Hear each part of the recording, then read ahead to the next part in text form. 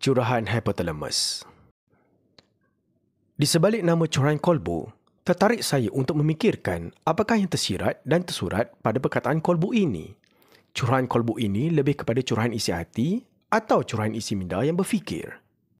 Mengertikan perkataan kolbu, sepanjang hayat saya, semua orang menterjemahkan perkataan kolbu adalah hati. Dan saya amat muskil. Kenapa hati?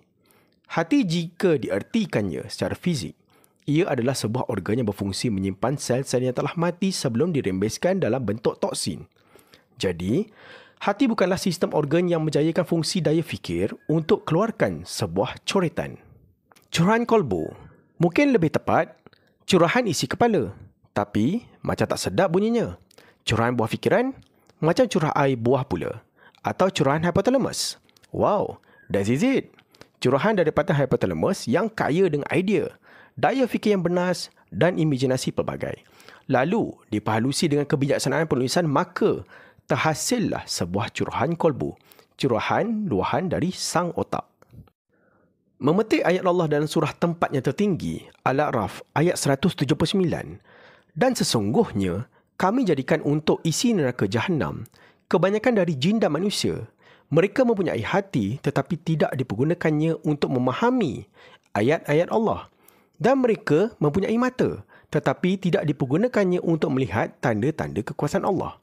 Dan mereka mempunyai telinga tetapi tidak dipergunakannya untuk mendengar ayat-ayat Allah.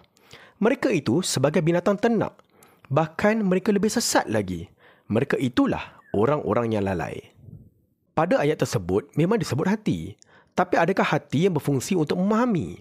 Cuba ubah perkataan hati kepada akal fikiran pada konteks ayat tersebut. Baru maksudnya sampai. Bagi memahami ayat-ayat Allah, kolbu di situ disebut adalah untuk menjayakan sebuah proses berfikir atau menggunakan akal. Kolbu yang mana merupakan hypothalamus. Hypothalamus adalah bahagian otak yang bertugas memastikan semua sistem tubuh manusia berjalan lancar, termasuk untuk berfikir. Ayat-ayat Allah bukan sekadar perlu dijiwai. Ia perlu dipahat di ruang minda.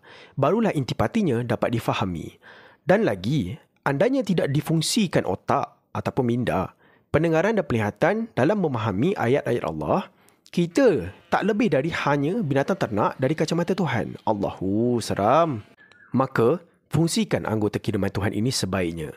Kolbu yang ini minda, mata dan telinga supaya kita bukan hanya seperti lembu dan kambing di sisi Tuhan. Akhir sekali, benarlah. Curahan kolbu bukanlah luahan hati, tetapi curahan hypothalamus yang ini minda.